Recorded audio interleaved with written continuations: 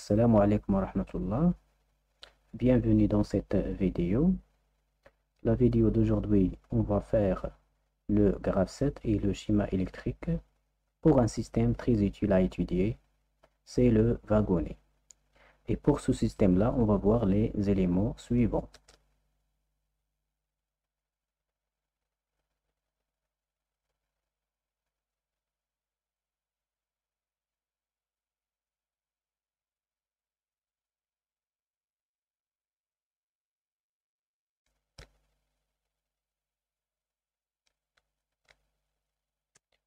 Le wagonnet est un petit wagon.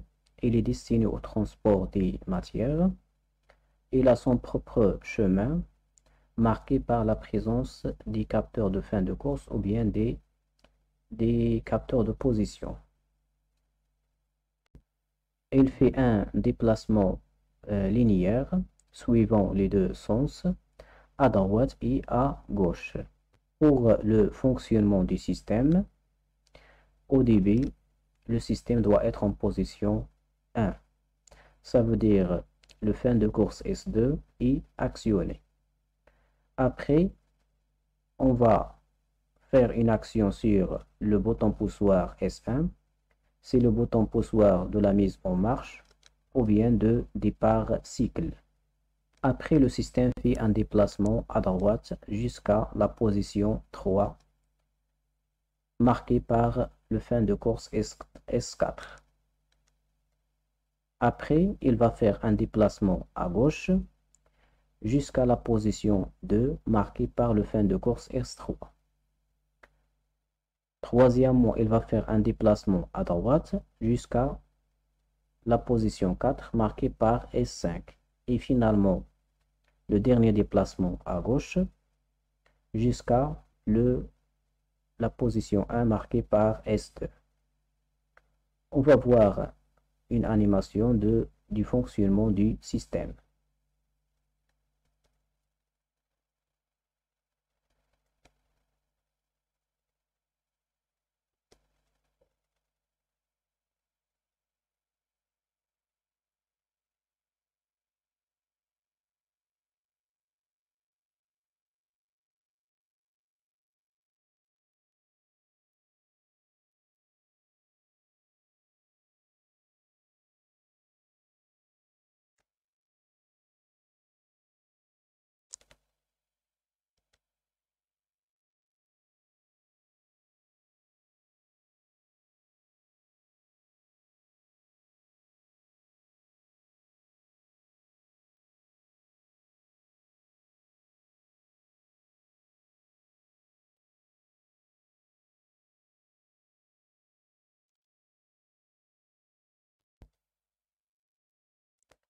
Les entrées et sorties du système sont les suivants. Pour les entrées, premièrement, on a un bouton poussoir de mise en marche ou bien le départ cycle. On le note S1. Deuxièmement, on a des capteurs de position ou bien de fin de course. Pour la position 1, marquée par S2. Pour la position 2, par S3. Position 3, marquée par le fin de course S4. Et finalement, la position 4, marquée par le fin de course S5. Un fin de course pour chaque position. Pour les sorties, le wagonnet peut faire deux déplacements possibles. Soit un déplacement à droite, on va le noter DT. Soit un déplacement à gauche, on va le noter DG.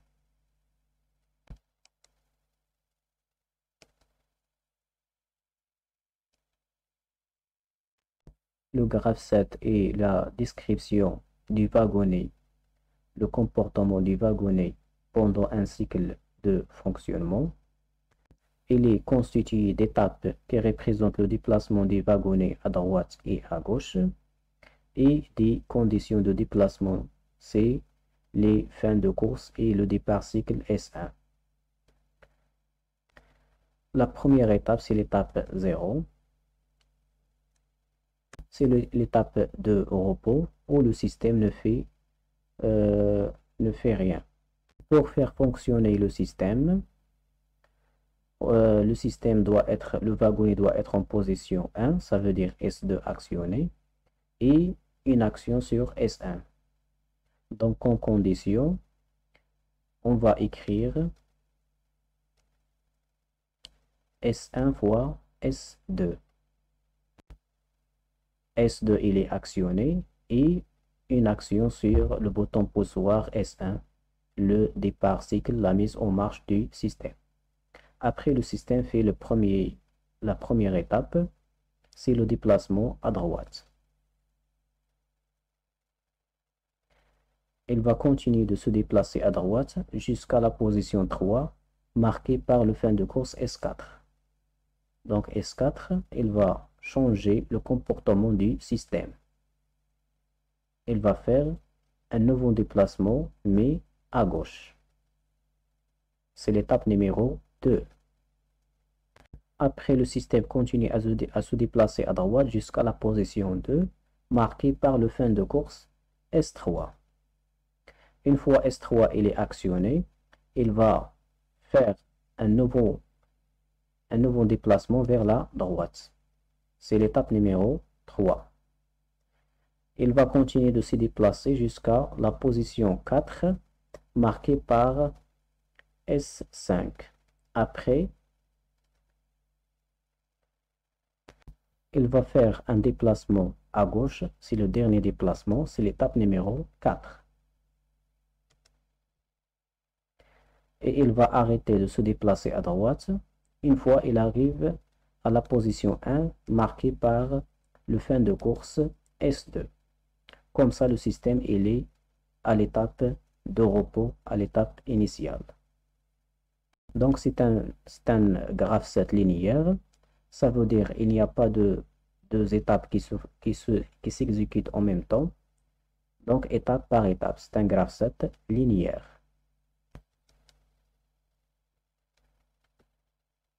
Pour les appareillages nécessaires au schéma électrique, on aura besoin d'un sectionneur porte visible. Le sectionneur, c'est pour isoler le réseau électrique au schéma électrique. Et il est fusible pour protéger contre les courts-circuits. Après, on a besoin d'un relais thermique. C'est pour protéger l'installation contre les surcharges. On a besoin d'un moteur asynchrone triphasé. Ce moteur-là va entraîner le wagonnet.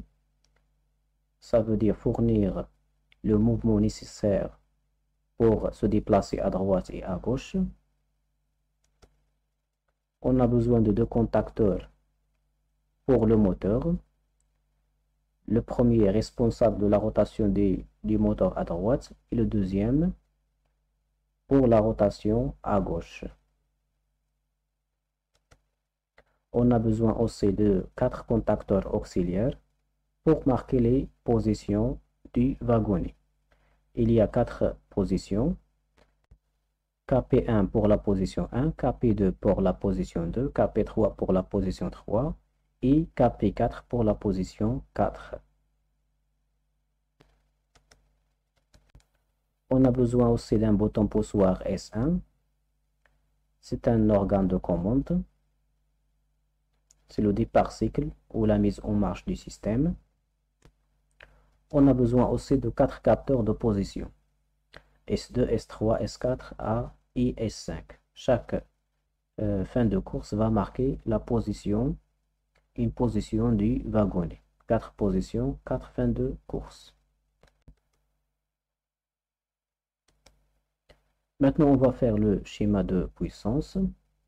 Donc ici, on a le réseau triphasé. Il y a 3 phases, L1 et L3. Et le moteur à entraîner, c'est le moteur asynchrone triphasé. Donc premièrement, on a besoin de sectionneur qui porte fusible pour le sectionnement et la protection contre les courts-circuits.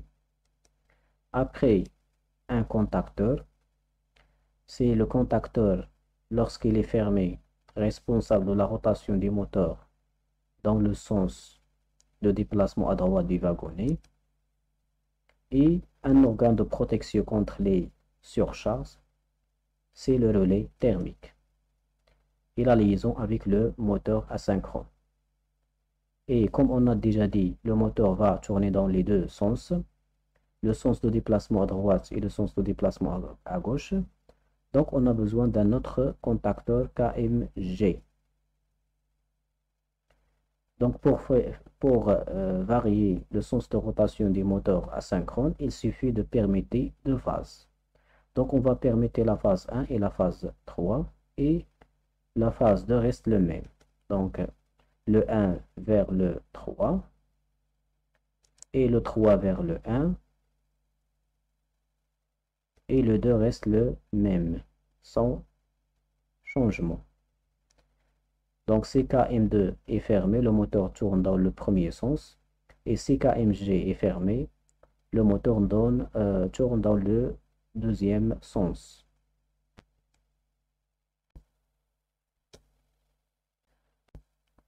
Donc on a besoin de commander 4 contacteurs auxiliaires. Chaque contacteur va pour marquer une position. On a 4 positions, donc 4 contacteurs de KP1 jusqu'à KP4. Et pour commander ces contacteurs auxiliaires, il se fait par les fins de course qui marquent les positions. Donc pour la position 1, on a le fin de course S2. Donc une fois S2 il est actionné, le contacteur KP1 il est excité. S3 pour la position 2. Une fois il est actionné, KP2 il est excité. S4 pour KP3 et S5 pour KP4, la position 4. On va aussi commander deux bobines. La première bobine responsable de la rotation des moteurs dans le sens droit et la deuxième pour la rotation des moteurs au sens de gauche. Donc pour faire le départ cycle du système, la mise en marche, on doit appuyer sur le bouton poussoir S1. Et là, le système doit être en position 1. Donc la bobine KP1 doit être excitée.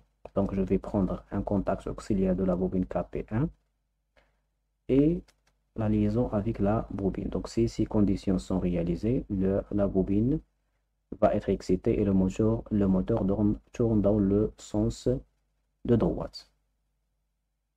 Donc je dois aussi, si je relâche S1, ce circuit-là va s'ouvrir. Donc je dois mettre un maintien. Je vais prendre un contact auxiliaire de la bobine KMT et je vais la mettre en parallèle avec S1 et KP1. Même si je relâche S1, le courant continue de circuler par KMT. Donc le moteur tourne dans le sens droite jusqu'à arriver à la position 3. Donc la position 3 marquée par la bobine KP3. Donc je dois mettre ici un contact auxiliaire de la bobine KP1 fermé. Une fois il arrive à la position 3, il va ouvrir ce contact fermé et la bobine KMD va être désexcitée et le moteur s'arrête. Il va ouvrir ce contacteur qui est fermé, KP3, et il va ouvrir un autre il va fermer un autre qui est ouvert. Donc dans ce cas-là, c'est la bobine KMJ qui est excitée et le moteur tourne dans le sens de gauche. Je dois mettre aussi le maintien. Un contact auxiliaire de la bobine KMJ, je vais la mettre en parallèle avec KP3. Donc le moteur tourne dans le sens à gauche jusqu'à arriver à la position 2. Donc la position 2 marquée par la bobine KP 2. Donc, je vais prendre un contact auxiliaire de la bobine KP2 et je vais le mettre en série avec KP3. Donc, une fois il arrive à la position 2, ce contact fermé va s'ouvrir et la bobine va être désexcitée et le moteur s'arrête. Donc, il va ouvrir ce contact fermé et fermer un autre qui est ouvert. Donc, le voilà. Et le moteur tourne aussi dans le sens de droite jusqu'à arriver à la position 4. C'est la position finale. Donc, je dois mettre aussi le maintien et un contact qui est auxiliaire de la bobine KP4 pour s'arrêter une fois il arrive à la position 4. Donc, il va ouvrir ce contact fermé et fermer un autre qui est ouvert. Donc, le voilà, KP4 ouvert. Il va fermer ce contact. Le moteur nocé tourne dans le sens à gauche. Je dois ajouter ici le maintien, un contact auxiliaire de la bobine KMG en parallèle avec KP3. Donc, le moteur tourne dans le sens à gauche jusqu'à arriver à la position 1, marquée par la bobine KP1. Donc, KP1, une fois il arrive à la position 1, il va ouvrir ce capteur-là, ce contact-là, et le moteur s'arrête. Donc, c'est voilà le schéma de commande. Donc, je vais ajouter une autre chose, c'est le verrouillage électrique. Donc, le verrouillage électrique, ça veut dire empêcher le fonctionnement des deux bobines KMD et KMG en même temps. Donc, je vais prendre un contact auxiliaire de KMG et je vais le mettre en KMD. Et aussi un contact auxiliaire de KMD et je vais le mettre en KMG pour empêcher le fonctionnement simultané des deux contacteurs. Donc voilà le schéma de commande du système. Merci pour votre attention et à la prochaine.